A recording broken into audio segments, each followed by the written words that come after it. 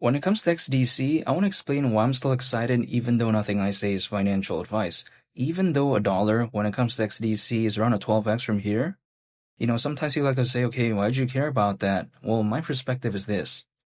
When it comes to, let's say, Ethereum, if it went to 10 grand, that's less than a 3x from here. And I'm not telling you to do anything, by the way, but even if we take a look at Bitcoin, if it went to 300 grand, that's also less than a 3x from here. To me, even though I'm totally aware that around a 12x is not hypothetically the best thing out there of all time, and how can it, right? But then at the same time, less than a 3x doesn't necessarily excite me either, but this is my point of view. However, also on top of that, people like to say, oh, but take a look at the pullback when it comes to XDC. Totally aware of that, but even though, altcoins are beginning to have a slight recovery right now, in the grand scheme of things, there's still ways to go. But then I still don't mind because I am excited still, because I take a look at the fundamentals of XDC. I still like it. And also, when I take a look at this, right, it kind of reminds me of like a miniature version of Stellar. And now some people may be thinking, okay, why would you even think that way?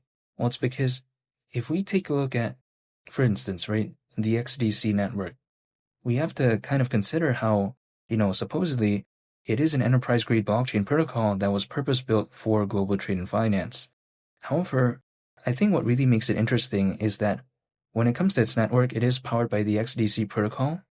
And when it comes to this, it has an aspect of ISO 20022, much like Stellar. Now let me explain why this really excites me. It's because ISO 20022, that is currently being used by many financial institutions from all around the world for something called inter-organizational data exchange. And again, sometimes when people take a look at a project that is focused on payments, that is focused on global trade and finance, which hypothetically I think XDC, much like Stellar, is, the main criteria that a lot of my friends want to look for is having that aspect of ISO 20022. And I think there's a reason why something like Ripple that has that aspect too, again, Stellar, why they're popular, right? And when I take a look at XDC, I get it. It's not as popular as them. But then at the same time, having that aspect I think is really interesting.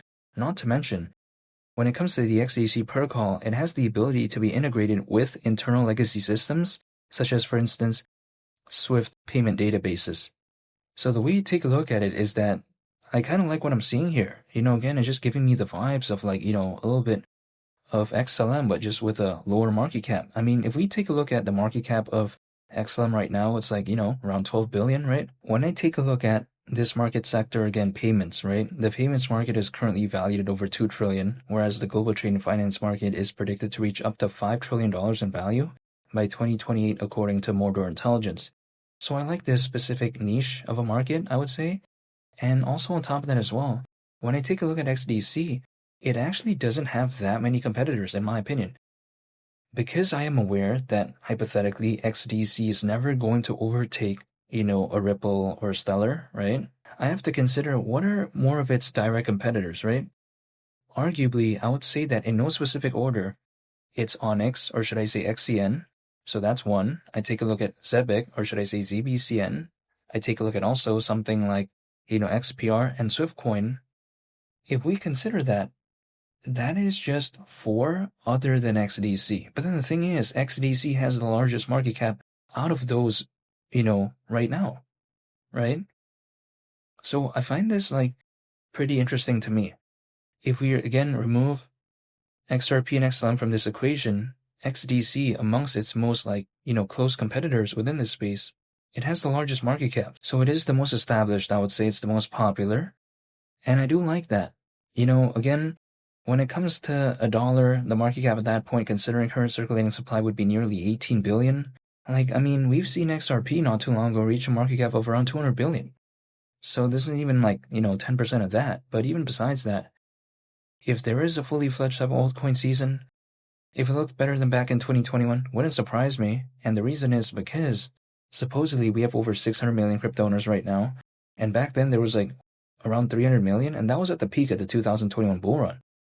And what I find very surprising is that we have this many crypto owners supposedly right now, and we haven't seen, I think, arguably an altcoin season during this cycle.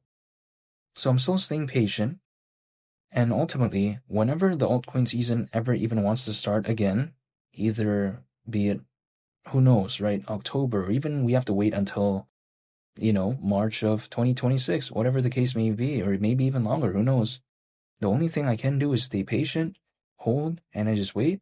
But ultimately, I'm still excited when it comes to XDC because I like its fundamentals and I like the whole vibe of the project, again, that focus on payments and global trade and finance.